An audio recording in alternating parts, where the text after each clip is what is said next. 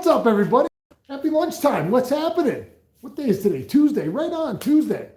Man, I'm so glad you guys are joining me for lunch today. Even though I haven't ate yet, and we're not gonna for a while. We're gonna get to that. I see some questions up already. I see 8 people with us so far. I just came in from this brutal storm. We had 4 inches of snow.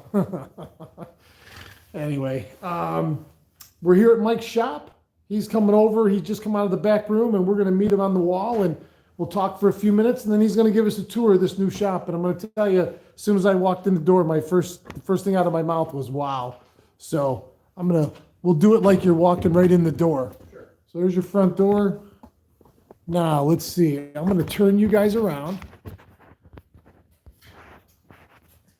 I think.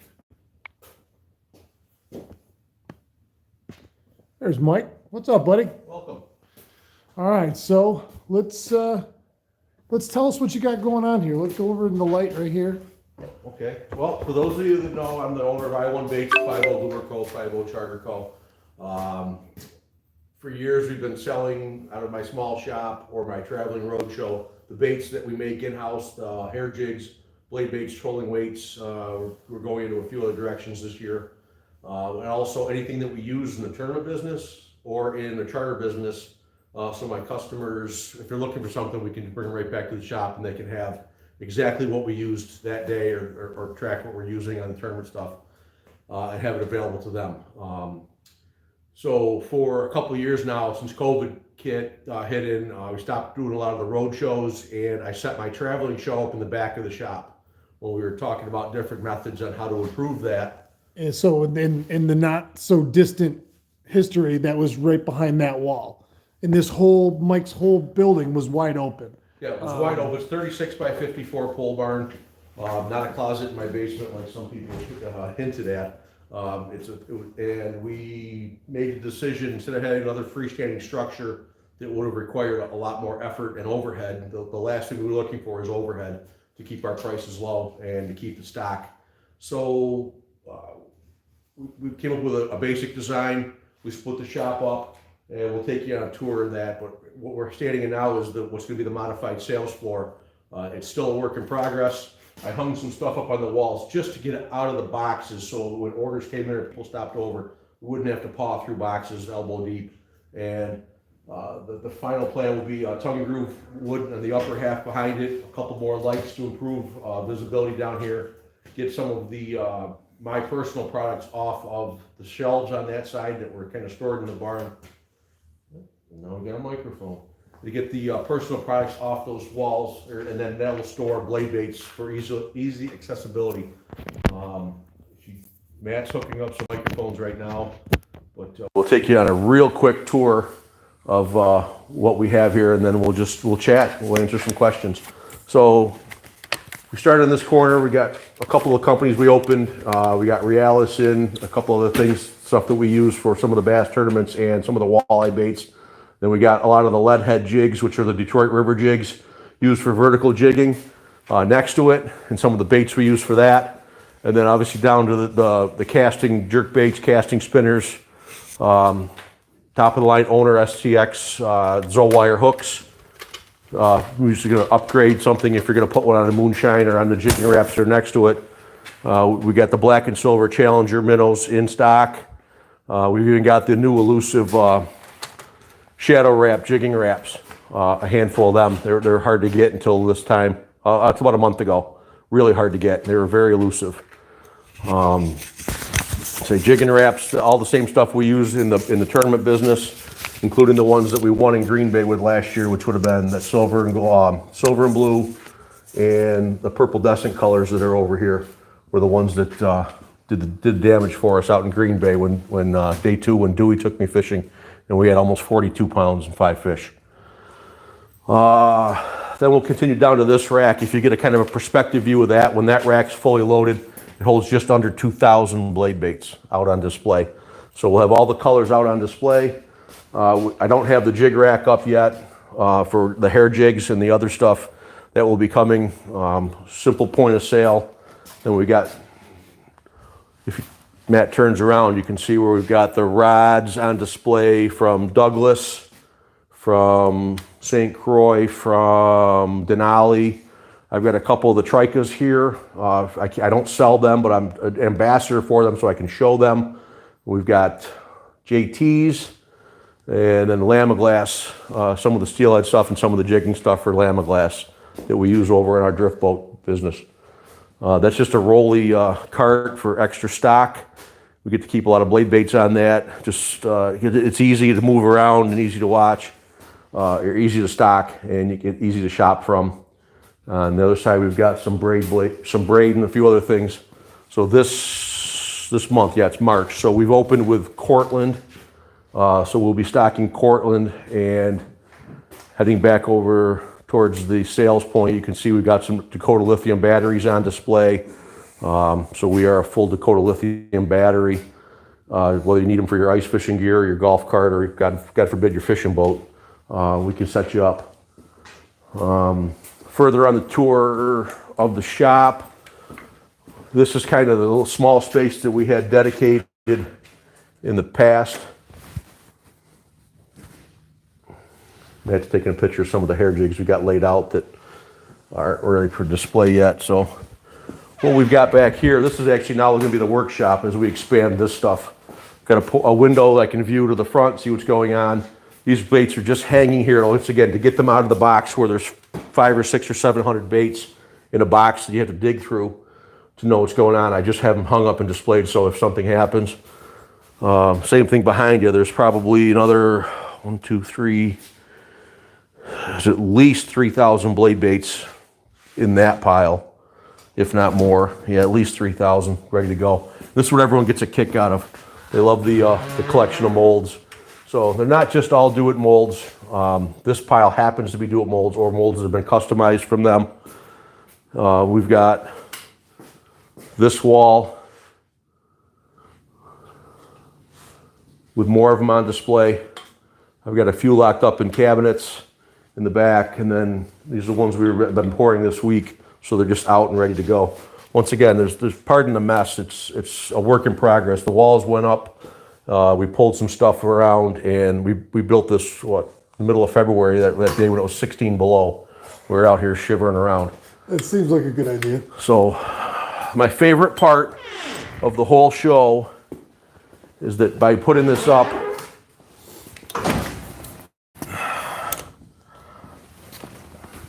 I've been able to create a safe space environment for my own goodies. Now, what you'll notice is there's no boat in here right now. I sold my boat. It was picked up last week, and I won't have mine new one until April.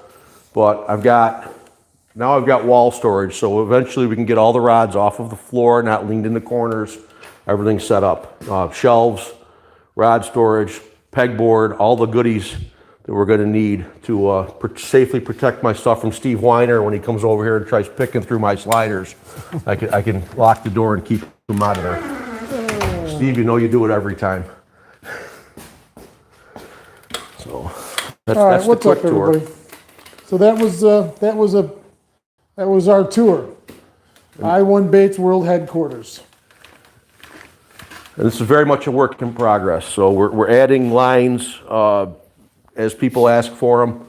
We're going to stock a lot of stuff this year. Come on, We're going to come right over here. We're going to stock a lot of stuff this year as people request it. And like I say, there's still a lot of work to do to complete the look of the shop. We got the walls up. That's about it. So bear with me while I'm what am I, 16, 18 hours from travel. I'll be wheels up heading to Spring Valley. I did get a report from out there this morning. Last week they were 20 feet out of the riverbank and there was no ramps to use. It was like flooded. Before you get into all that, so like I don't even know where you're going. You said Spring Valley, but I don't know where that is. Okay. What state are you going to? Illinois. Illinois. Like Illinois River. Illinois River. Okay. Spring Valley is where now, though, in Illinois? South Central. I don't even know that Peoria maybe is close. Okay. A couple other states. The Illinois River dumps into the Mississippi? goes down the Mississippi. It's a shipping channel that connects Lake Michigan, Lower Lake Michigan, near Chicago, with the Mississippi River. So the shipping channel It's coming out of Michigan. Michigan and Chicago. Yeah. Oh. Dam controlled, but like I say, it was 20 feet high. Everything was flooded, no ramps. They had a tournament last week. I heard 3 teams had limits out of the whole Masters Series 3. I didn't look that up myself. I just told that yesterday. So that is a pre-spawn or a spawning bite? Pre-spawn, and not it's probably spawning going to be yet? a sauger bite. If you are lucky enough to get a walleye, you'll probably win the thing because the walleyes are much bigger than the saugers are. Interesting. So Let's take a second and see who's with us today. let me pull it up. I can grab questions from. Good afternoon. David Friedenberg, Don Terry, Jim Hagler. David said we're curious as to where Mike is fishing for tournament. Well, we were just talking about that. He's going to be on the Illinois River. It's the first leg of the National Walleye Tour. I am fishing as a co-angler this year again, and I'll be traveling with Ed Stahusky. Ed Stahusky, Wayne Van Dyke, Mike Deffenbaugh, and a couple other co's will be traveling together. Yeah, it's funny. I don't know. You would think that they would. There's really. I mean, how many guys in the tour do you know by name? You know, that are household names, and most of those guys are from out west. Like, I would love to see more of those tournaments come here to this state. I know that might not be 100% feasible, but whether it be here or I guess Chautauqua or Eastern Lake Ontario. Probably would be Erie. Yeah. Erie out of Dunkirk last year for the championship would probably be the most likely candidate as far as New York goes. We would love to get one up out of the St. Lawrence. I mean, there's plenty of big fish up there, and you can run. Yeah, because I would think because that's a long even the New York waters of Lake Erie, that's a long ways west of here, and so it's and those guys. How many of those guys are from on the tour from Wisconsin, Minnesota? Yes, most all of them. It seems like they're all Midwesterns. Quite a few from South Dakota now. Quite a few from North Dakota because of some of the lakes they have out there. Guys are traveling from Kansas now. I think there's a team from a guy from Colorado that comes up. Wow. Were you and Craig the only New Yorkers last year? Craig and I were the only New Yorkers, yeah. And so I think we put the most miles on. This tournament, the guys will be traveling further. I think when I Googled it, it was about 11 hours for me. I'm only driving to Detroit, and then I'm jumping with Ed, and we'll go 5 hours, 6 hours from there. So my travel time's a little bit different, but the guys coming out of South Dakota, they're from here to there is 25 hours. If I got to go 10, that means they got to go 15. So I'm not traveling the farthest for once. I still may travel the most though, because every tournament for me has got some distance. What's up, Sergeant Major? Dave Muldoon, David Gould, Carl Kapfer. Mike's shop looks great. Yeah, thank you, Carl. What's up from sunny, warm New York? AMB Reels. Yeah, it's been a longer winter so far in March than it was in February. Merlin Johnson, what's up, Wiz? Eric Wisniewski, what's up, Wiz? Mary Burke, Mark Webb. Happy Pi Day. 314. 314. Pi Day. Math. Yep, you lost me right there. I fish. Video is blurry, is it? That was my thumb. I'm just not that good looking, that's all. You want it blurry. Bob Halstead, I wanted to get down this afternoon, but lots of snow to deal with today. Yeah, we had 3-4 inches on the drive over here. I was in four-wheel drive and just took it slow. It was fine. It's just sloppy. It's like a whole big pile of slush. Rick DeMarchi, how you doing, buddy? Mine is also blurry. Huh. It looks clear in the viewer, but Ciro Frontal, hi fellas, was just there. Ciro's up the other day. Ciro, he said it was just there Friday. Well worth the trip. Same here. The weather must be messing with things. Don Birdie, how you doing? John Burrows, Mark Webb. The blur is due to bandwidth, not the camera. Yeah, we're in a steel building. I'm on my mobile hotspot because I couldn't get Wi-Fi out here and I couldn't get signal in here. So sorry, I should have said that in the beginning. Thanks, Mark. I'm not going to recognize the place, Bob Halstead says when he walks in. No, it's completely different, Bob. I mean, yeah, I thought the same thing. It's awesome. It's awesome. Vinny, yeah, Rick Mensa, I'll take one of everything. Ted C, where is this at? Mike's shop is located, what is this? 281 County Route 12 in Phoenix. If you're familiar with Phoenix at all, we're on the east side. County Route 12 is the pass-through road that goes to Codnoy and up to Central Square. Yeah, you're not far Peter from Scott the river. Swamp area, yeah. The river's only a quarter of a mile away. Yep. Brian Stone, what's up? How do we get in touch to get an appointment, or do you both have set hours in the future? Do you have set hours in the future, being 2.5 hours away? Well, right now we're still doing basically by appointment. Facebook Messenger, you can call me. On the website, there's a phone number I'm pretty sure of, but there's a way to contact me through the website. Yeah, I'll link the website below. Facebook Messenger is probably the easiest way. I was talking to a guy in Arkansas this morning about the perch jigs. Turns out he wanted perch colored jigs, not jigs for perch. That's a critical. Yeah, that was. Yep. Merlin, you get a hold of Mike. Even if there's, it's funny. You can't represent everything on the website. There's It too can't be many. done. That rack alone holds just under 2,000 blade baits. Yeah. And most of those pins, a couple of them are duplicated. I mean, some of them are 5 or 6, but Yeah. realistically, There's so many colors. there's 100 colors on that. I mean, I would like to say just go on your website and you can, and there are some great ones on there, but they're not all on there. So, Merlin, I know your deal, and you're a couple hours away, and maybe.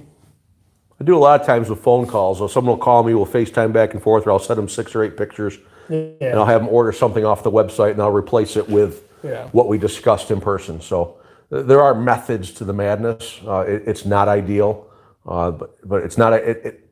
If I wanted to be a big shop and then overhead changes and all that other stuff, I'd rather just be a phone call away and work it out. It's worked so far for 99.9. I did. Self-admittedly, I screwed up with one customer, and I apologize to that person, and he's aware of who he is, and it has since been rectified to where he has his product. But that's me not doing my job. But 99.9, but there is that 0.1 out there that I'm going to call it a fail on my part, and I owe him. I owe him everything because I was wrong, but that's not what we're here for. So my penance is acknowledging that. I'll do better. Ed Roser, hello everyone on this golden sunshiny day. I'm not sure where Ed is right now. He's 60 on Friday, isn't it? Bill Manchester has a question. There are Bill. three. Hey, Bill. Okay. This is a good one. So this is going to be a 2-part answer. Bill's question: there are 3 attachment holes on your blades. I always use the center. When is it better to use front or back? Okay, that's actually a very easy question, because if we're talking in process right now of having one thing redesigned, and there will only be one hole, and it will be in the same location as that center hole. If you want to use the front one, we will sometimes move it to the front if we're going to cast and retrieve like the schools of bass or over shoals. Just straight cast and roll, count them down and roll them as if you're rolling a swim bait or rolling something else. We will sometimes go to the front hole for that. And then back in the day when you were vertical jigging, we would talk to the guys about moving it to the back hole for vertical jigging. But after talking to Nick Sokolowski, he says that the fall is so erratic when you go to the back, it will catch it on your camera, and he's encouraged me to tell people to keep it right where it belongs in that center hole. So the answer would be that it would change your pivot point and leave it in the middle. You should be fine. Yeah. And that's and what we typically do is casting and jigging it back. We just talked about that yesterday with about having new blades stamped.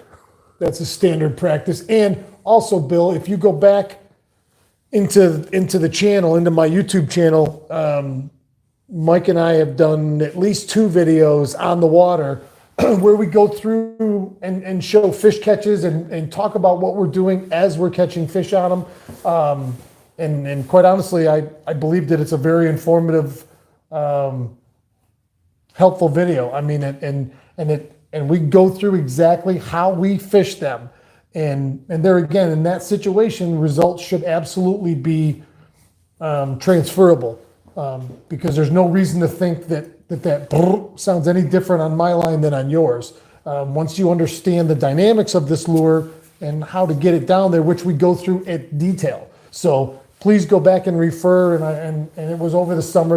It's a full-length video, and it's a how-to video. So there's always FAFO. F around to find out. right, yeah, start messing around with them.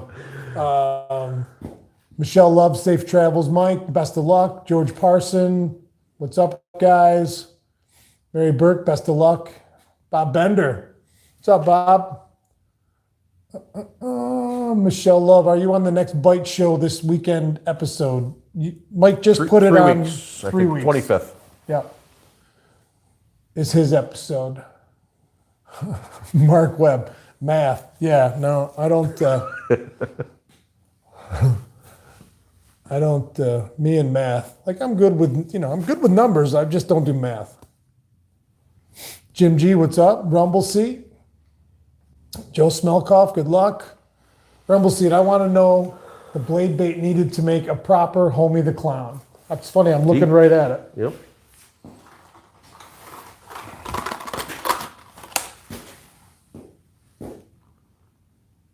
So that's a black nickel body with a gold Aurora hologram sticker. You will sometimes see it with the gold green eyes, and generally you'll see it with the common more 942i. So that's the base model Homie right there. All right. And I am a big fan of that gold holographic tape on any time I have gold tape on one of Mike's blades, and he puts these on a lot of them. So my standard gold on gold is that holographic tape. I personally like that one the best. And then, so with the Homie, the original Homie was a red Sharpie dot right underneath the line tie. So right there. And then 2 black dots also with a Sharpie. Now, Homie, version 2.0 with the upgrade is the half a bejeweled little red sequin with the sticky back that goes right there. And then the 2 black dots behind it. And Bill Manchester, we were just talking to about that video that Mike and I did going through the step-by-step of how we fish them. And I have not found any difference in how it runs with that little gold bead on it, and certainly the number of fish I've caught with it testify to that. So I don't see a difference there. I don't know that I would put that farther back out on the tail, because then I think you definitely would. It would dampen it, but because it's right directly under the line tie, I think it's not interfering with that rudder type tail as it comes up. And then Red Sharpie won't interfere with anything. Red Sharpie is the same thing. Like I say, I saw it one day in Hobby Lobby, and I messed around with it, and I don't know if it gives it a sparkle, a dimension. I have no idea. Or if it's because they caught fish when it was a red Sharpie marker too. But in that video, Mike goes on to say that a lot of those blank canvases, now you could fish that. See how that holograph really shines? So you could fish that plain just the way it is, and right out of the box, and it's going to catch fish. I don't. If you put it around fish and you know how to work it, which we show in that video, you are going to catch fish with it. But Mike in that video said, like that blank canvas, feel free to just break up that silhouette a little bit, whether it's stripes or dots. And he famously said it doesn't matter, whichever, as long as it's one of them. And sometimes it can just be black. I thought that day when I put those spots on there, I'm like, it'd be no different than a threadfin shad has that spot in front, or I've been showing to you guys about that Matt Straw article in Fisherman where he's doing those skirted grubs, and he's like, orange is a triggering color, so's red. We've step off for a second. Just keep going. We've painted red gills on stuff forever. People have put red spots on things because that's where you're trying to get that fish to key in on. Here's the bait going, and you don't want them nipping at the back of it because you want to try to get it head first. Because if it gets it head first, you've got a guaranteed shot that something's going to get it. you know, and he's not going to get out of that. So that's something to remember is you want whatever you're trying to use as a trigger, a kill dot as we called it, or a blood spot or whatever, is you want that farther forward in the bait, you know, and you want that to be where you want the point of attack to be, and you want that farther forward than you do back. That's really that reason. I saw a bunch of comments just come flying in. Rumble seat, what is the name of it? There's not a name to the colored patterns. Like Mike would be forever naming stuff. I name stuff that I use all the time, but I don't. Well, a lot of them do have names actually, but not printed on the packaging not or printed, anything. no. I mean, so it's Mike knows if you say to him, "Listen, I want 5 homie blanks," he knows it's the black and gold. I mean, so you can talk your way into most any color pattern. You say, "Well, I'm looking for this, and it's this," and he knows what he has here. And then if you do it over the phone, like he said, then I'll take a picture of it, I'll send it to you. Tell me if you like it or not. And there's usually 5 or 6 variations of it too, because each one of these are done. They're all done by different painters, and every painter has their own style and some patterns. And I mean, I painted my own for Spring Valley this week, and oddly enough, I mean, they're very simple, and they still caught Matt's eye. So yeah, I saw it immediately. I was like, ooh, very simple. Yeah. So will they ever make the table? Well, anything we use in tournaments. So by that theory, it might be available. Let's see. Good luck on your tour. Make sure you have enough champ swimmers. We're not heading back to Erie. Who's wants champ swimmers? Someone knows something. Rick Menzel. Okay.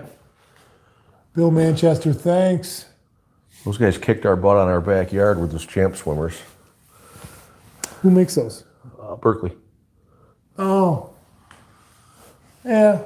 You know, it's funny. So tournament guys and regular guys are vastly different. You know, tournament guys are forever looking for that new something that you're going to show a body, a group of fish in a body of water, something new, or color-wise, or just a different approach, thinking that you're going to be in front of that bite, and something they've never seen before theoretically would be, even if you're on the Salmon River, first bead, first plug, first egg through that hole has got the best chance of the day to hook up on that drift.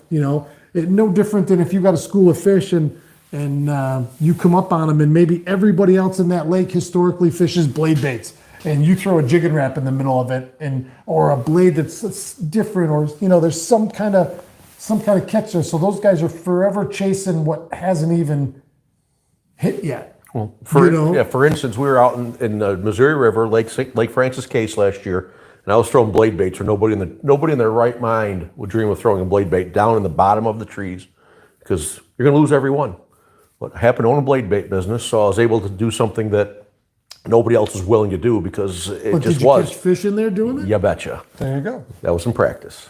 Yeah, you're right. Then the river went down, Yeah. and we didn't go. That's how we set Craig's program up, and we set it up for the fish we caught in practice, not where the fish were going to. So he was fishing behind him. He did okay, but he did not catch the 5 and 7 pounders that we caught in practice on tournament day. Those fish had moved out. Yeah.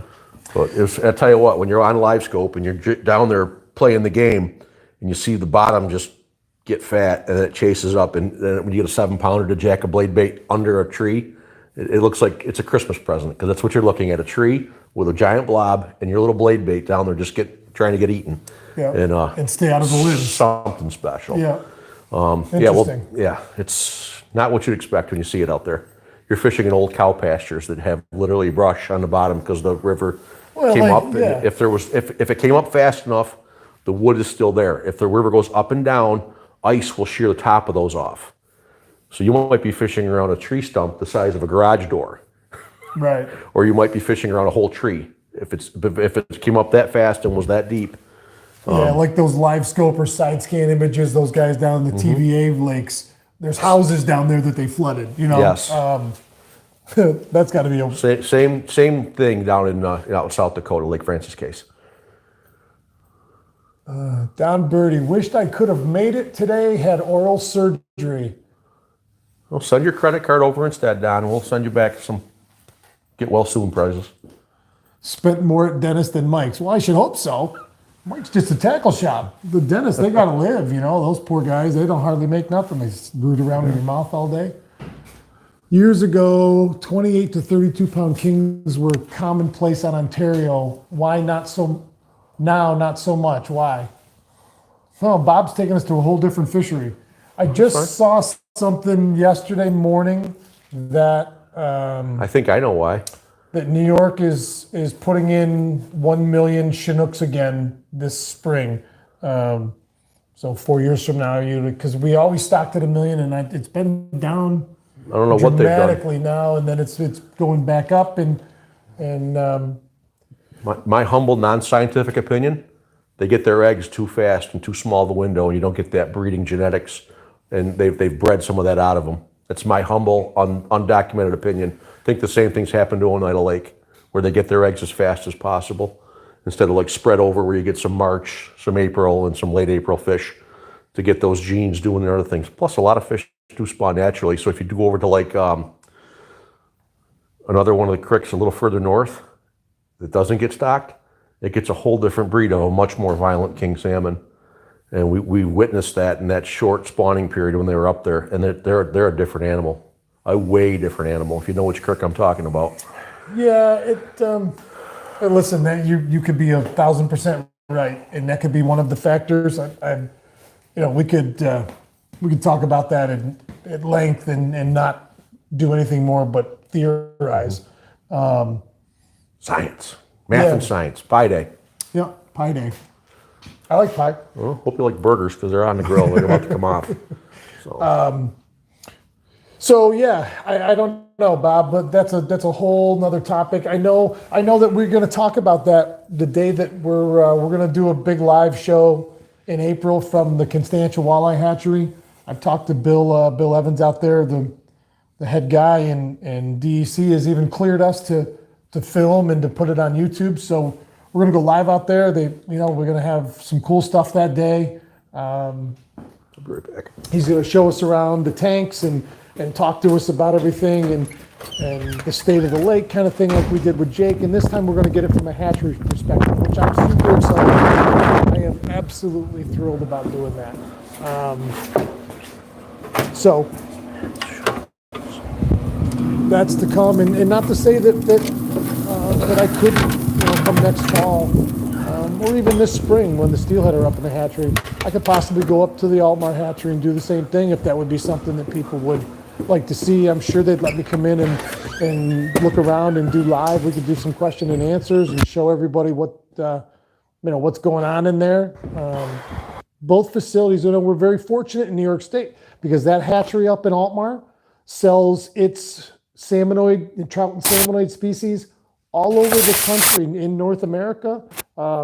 We sell to Canada, we sell to other states throughout the Great Lakes, and back on the West Coast, which is where our original genetics came from for steelhead, which was Chambers Creek. So, and our walleye hatchery is I don't know if it's the only in the state, but it's the best anywhere around, and we sell our walleyes all over, same place, all over North America.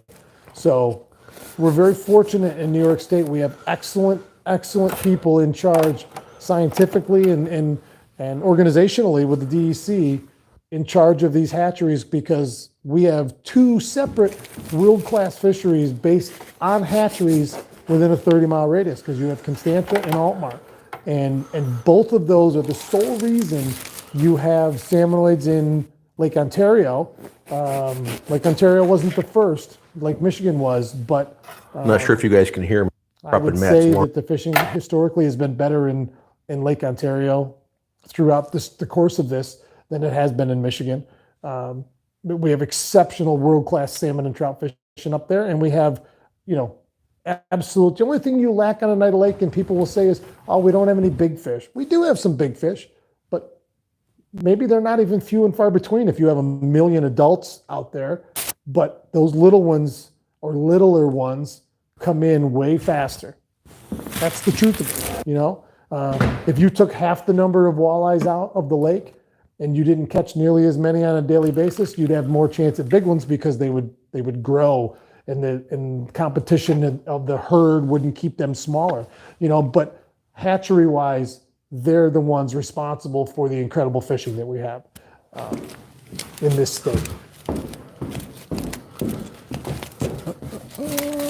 Paul Horchek, how you doing? That sounds logical. Mike, yeah. Well, there's any number of logical theories. We don't know if any of them are the actual, linchpin as to why something is or isn't. I don't know what scientists always do necessarily, but Scott Tagata, Matt and Mike, it's just like candy store at Mike's shop. Love it there. Yeah. Now when you see it like this, it's going to be even better. Larry Kelly, I smell burgers from Baldwinsville. He's got them in his hand. I went to Catholic school. I brought enough for everybody. So that's the rule. You can eat as long as you have enough for everybody. He swears he heard them sizzling over Mike's mic. Every time Mike goes outside, the wind hits Mike and drowns out Matt. Oh, I didn't think about that. He's got it on his shirt. Sorry. Didn't think about that. I go outside to warm up. Rumbleseed says, try getting walleye eggs from Chameau Bay walleyes to stock Oneida Lake and see if it's genetics. Well, they're the same by name, but genetically those are vastly different fish. They look different coloration-wise, and the St. Lawrence River fish are different, just physically by looks. I don't know what that would do. That would be cool. We could make a master race of walleyes. It'd be interesting. You do watch those fish. They are like chameleons. When they're out in the mud, they're kind of that gray color. When they're rockfish, they turn that green gold. That's common everywhere. You see those fish from Canada up in Erie, and they're beat to shit. I mean, their bellies are scratched. They're living in rocks, chasing gobies. You can see one of those fish, and you know it's not one of those open water minnow chasers. It's a they'll eat everything up there. I mean, their tails are all stripped and split. You look at their bellies. They got 10-inch long scratches on them, and they're green gold, where they're just perfectly camouflaged. And they're violent. They hit different. Yeah. The Green Bay was the same way. When one of those things ate a jigging Rap up there, just a different creature. Yeah. Of course, they're 11 pounds, 9 pounds, 8 pounds on the same stuff we're using. When you hook one, it's like, I think I may have made a mistake. I think I just picked on the biggest guy in the bar. Right. You're not sure who's going to win. That one I got up to the St. Lawrence last summer. It's current fish are violent. I was fishing a 7.6 rod at the time, and I come up on it like this, and I looked over to Don Birdie. John Burroughs had his back to me, and I looked at him like, and it was solid, thunk, like that, and it bellied that rod, and then. It's funny. After that, you're drifting with them anyway, and you take that current out of play a little bit. Like if you locked up, or if you were in an anchored position or spot lock position, and now you're fighting that fish against current, that would be different. It's like when you, like if you're fishing the lower end of the Niagara, you're vertical fishing pretty much for steelhead, and so you hook that fish, and if and it's all over the place, but it's only 30 feet away if that, and you're looking at it most of the time, bringing it up, and you're drifting with it. And so all those fish I landed out there, I've only been out there once that morning. I kept thinking, boy, I wish I had a way to have him stop the boat so I could fight that fish against that big current. I don't know if you could have did it. Go to Oswego, and look what happens. You hook one down by the kiddie pool, and it makes a run for it when it heads down to Utica Street. You're not turning them around. No. So it's those big fish up there are a little different. But yeah, so last year your conversation about Green Bay when you guys got on them casting. Yeah. That's what you're going to be casting in the river, right? They're not trolling in the river. Could be doing a little bit of everything. Yeah. They're trolling. They're pulling wire. They're doing So you're fishing in pound nets on the river? So they're in between locks? Dam to dam. And I think they're giving you a pool or two, but all the barges get preference. So you go up above, you go one pool up or one pool down, whatever it is. I haven't even looked as a co-angler, I have the joy of not having to worry about that stuff because I'm going. Yeah, I show up with Right. I show a bottle of water and a ham sandwich, and they basically say, "All right, kid, this is what we're doing today. Yep. Don't miss with the net." Right. Right. Good plan, boss. Yeah. And you really have to be resilient fishing these things as a co-angler. You got to be resilient as a pro. I mean, you got to be smart and make good decisions and timing. But as a co-angler, my job is to basically support the pro I'm with that day. And last year was very difficult. We started out in a very low place. Yeah. But obviously by the end of the season, How many pros were there last year in this trail? I think it varies, and this year's going to be a struggle also because I know they lost a few because of some rule changes, but the whole series has changed. They've turned over the leadership of the trail to another group, so there's been a little bit of discontent. But growing pains, they're going to work it out. Some of the payout schedules have some people put off. I mean, quite honestly, the co-anglers have always kind of gotten the short end of the stick. We put in XYZ worth of money, and they only pay back a lot less of it. It goes to the pro side, it goes to the trail, it goes everywhere else. Sure. Expenses. Yeah, and it's gone backwards. They've begun to charge us more, and the payouts haven't gone up. So they're pulling money out of that side. Like I said, But how many pro teams are you going to have? How many will be in this tournament? I'm expecting 120 or so. Oh wow! But only maybe 70 will probably do the tour, like all four stops, because you're going to have local. I mean, that's always the deal. Locals show up. Oh, so you can. Yeah, it's an open, so you can pick and choose. You can buy your way in. It's a series, but they're open tournaments within them. Interesting.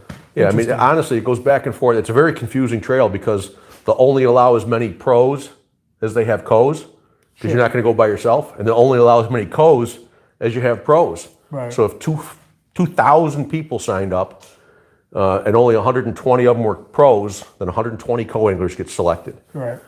It doesn't matter. And same thing would be the reverse. As a pro, like on the bass side, in an open, you may go by yourself because you're fishing your own bag. But for the day, I'm a team for that day, and I get to keep that weight, and I switch one boat. So I still keep my 2 pounds, 10 pounds, 20 pounds from day one, and I start day two with 20 pounds. Right. Whatever my new pro has, he starts that with what he caught yesterday. Right. So we are fishing together as a team for the day, but the weights are different. The bass side, I catch my own 3 or my own 5, depending on which tour you're on. Like the Bassmaster Opens, you catch 3 fish on the back of a boat, and that's my weight. There's no shared weight. Right. Right. So you guys are only weighing one limit of fish. You both get them. Yeah. That's why it's their program. If I jumped into a boat that's a trolling program, I don't bring 400 bandits with me. I don't bring anything. I bring a ham sandwich and a bottle of water. Yeah. And they're going to hand me all the rods, all the reels, all the nets, all the everything, and it helps them. The better I do, the more it helps them. The better they are, the better chance I have. Sure. So. Sure. That's interesting. How many guys that do the co-angler, so what motivates someone to be a co-angler in these tournaments? They want to make their way up to a boater, or motivations in their own mind. I have no intention of going up to the pro side. I don't feel I would be competitive enough to travel to a place I've never been to before as a pro and fish against guys that may be locals, maybe anything, because we're not coming to the home lake. I do consider myself home lake guy, so my motivation for this year is to learn more and bring it back home for myself, for my clients, for my team. Yeah. Last year, my motivation was to help defray costs with Craig Sleeman and to bring him back to Dunkirk so he could fish in his backyard and we could prove something. My motivation was solely to help Craig get back to Dunkirk. My secondary and tertiary motivations were to learn and then to get back to Dunkirk myself. And like I said, we worked with Craig, practiced with him every day. We helped develop programs. On day one, in a place we don't fish very often, Detroit River last year, he was the only pro to come in with 5 fish. Yeah. So we were able, out of the locals, out of everyone, he was the guy that to put together a 5 fish limit. So realistically, had that continued, at the end of the season, he could have been the only guy all season long that promised a limit every single day. It came with a limit every single day. Now, it didn't come to fruition, but My point is, my job was to help Craig build his program, and we did that. I also learned, I also made new friends, I also got new business. But more important, most importantly, we got Craig back to Dunkirk. I learned, and I also made Dunkirk. Like I say, it was third on my list, and it was the third thing we did. I made Dunkirk. With that win in Green Bay, I'd gleaned enough points to nip in. Yep. And I finished, I think I went in, they 40 people get invited. I was sitting in 34th for points, only because, like I say, because of that win in Green Bay, all those points pushed me up. I think I needed a top 20 to make it. The win put me up there, and then one person that was ahead of me chose to not fish it, so I bumped up to 33rd, and that affected which boat I was in. I was supposed to be with one of the Anderson brothers, and ended up with the other Anderson brother because of that slide, that change, and then that changed where I sat for day 2. Ended up with Nick Schertz, and then what we put together, our combined weight, put me in a boat with Max Wilson.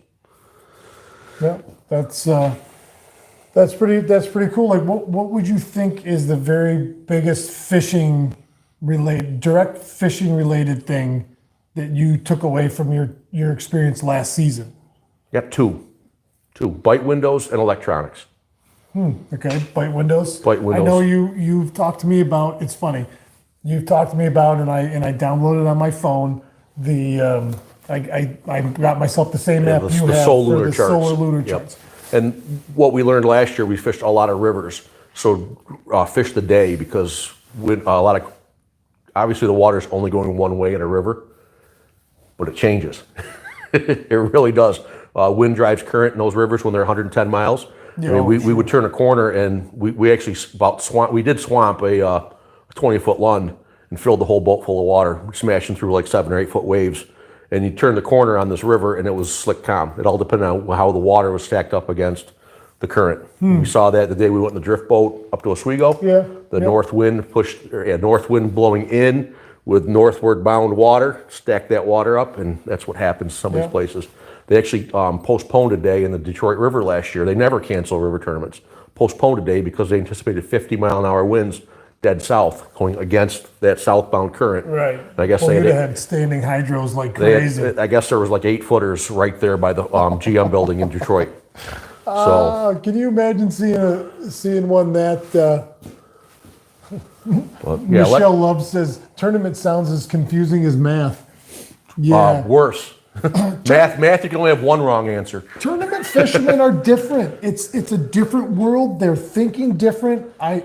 Years ago when I had my shop and I met all those guys the year the Elite Series, the BASS Elite Series came, talking to those guys, you think, they're hardcore fishermen. I mean, yes, of course they are, but they're not. It's funny. It all comes down to the fishing part of it, but they're thinking about so many other things that go into these tournaments and how much weight they think they need and what they got to go do to get it and where and it's a lot. The idea of tournament fishing has always. I mean, I fished a few tournaments here and there, bass, a walleye, a couple trolling tournaments for salmon, and it's fun. It adds a little extra, but I don't know that I would want to do that full time all the time, because man, it just seems like there's even guiding adds all those other things onto your fishing plate. Like now, my time now fishing with you guys is the most enjoyable I've ever had professionally, because I'm still doing it professionally, but I'm fishing for content with you, and you, and we're out talking and learning and going through things and seeing what the day brings. Tournament guys, guides, charters, you gotta go no matter what, and you gotta produce no matter what, and a lot of people don't ever understand in their workplace what it's like when you're the only person, and it's like a golfer. Golf is very much that same kind of sport, or tennis, I suppose, where it's only you. Whatever you do that day is how you end up. Well, I'm actually changing my business model based on that. I change the restaurants I go to based on stuff. I don't want to go there just to feed.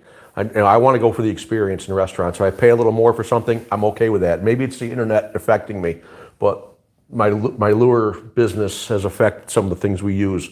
My charter side, I'm shrinking down what we do, and I'm going to go with more educational trips. And I want to do new this year. I want to have them come here on if it's a weekend deal. I want to have them come here on a Thursday afternoon. We're going to sit down. We're going to discuss some equipment. I'm going to call it like basically the Boy Scout Merit Badge trip, and it's probably going to be more expensive than most because it's going to be very fulfilling. When you come back here, I'm going to sit down. We're going to teach you how to tie your own hair jigs. And then we're going to come out to the shop. We're going to pick a rod, which I'm going to already have the packages built, and teach you how to put the line on correctly, because braid doesn't just go on the reels. You need to back them. You need to understand why. Then you're going to put the correct braid on for what the application is on the correct rod. On the reel you choose, you're going to learn how to tie the knot to connect your braid to your fluorocarbon. You're going to learn which knot and why for your terminal end and what we're doing, which hole to use on the blade bait. We're going to talk about it out here. And that'll be the first day. It'll be, you'll tie yourself a dozen jigs, and you'll set your own rod and reel up. The next day or 2 days later, we're going to meet at the ramp with your rod and reel that you picked up here, because you're going to want to use that. We're going to go on like a 4-hour trip. We're going to go catch a bunch of walleyes, a bunch of bass, a bunch of whatever. And then we're going to come back to the shop. I'm going to make sure everyone knows how to clean and prepare fish properly. We're going to have a shore lunch back here. So it's going to be a full 2-day adventure. Yeah. And I'm looking to do more of those trips. I'm no longer interested in doing a lot of commercial push them through trips where it's just fast and it's all dedicated on the fact that I caught more fish than I've ever caught before on the lake. I want to go out, I want to make it an experience. And if they only catch 6 fish, then they know what a meal looks like, because they've been able to prepare it. That's where I'm going. If somebody wants a regular trip, they can call me. There's 10 guys out there that are close friends of mine now doing trips. I will gladly recommend that for a meat hunt, we will send them out with one of them, because if that's what people are looking for, I'm backing away from doing trips like that. And I'm going to go into the experience side. If it fails, then 2 years from now, we can go back to what we go back to. But my point is, everybody wants different things out of their experiences. And whether it's a guide trip, whether it's a fishing trip, whether it's going to the tackle shop. We're closing in on the end here, guys. I like cold burgers. I hope you do too. Thanks, Bob. Steve Smith, sign me up for that type of charter. There you go. It took all of 2 seconds to find 2 seconds, Steve. It's just a matter of finding your audience, like anything else. But so if we have any last minute questions for anything, let's get in now. Forever hold your peace. Wait. Like I say, we got a few more minutes here. Show everyone what you got. Yeah. Open it up and show them. It's burger time. I pulled up into the driveway and all I could smell was Wegmans fresh rolls and Traeger smoked burgers. There you go. I could smell the smoker going in the driveway, and they're still somewhat warm. So yeah, anybody got any last minute questions? Let me know. Hope everybody had a good lunch hour, learned a little something, saw a little something. Paul Messina, I'm late. You're right at the last second, buddy, but you're busy, I know. Good luck, Mike. Keep us informed how you do. We'll definitely let everybody know. Don't show Paul the burger. He'll probably try and hire me. He's looking for work. He's sitting around the house all day tying jigs. Doing nothing. Yep. All right, everybody. Thanks for stopping in today. Thanks for having lunch with us. And as always, keep your tip up.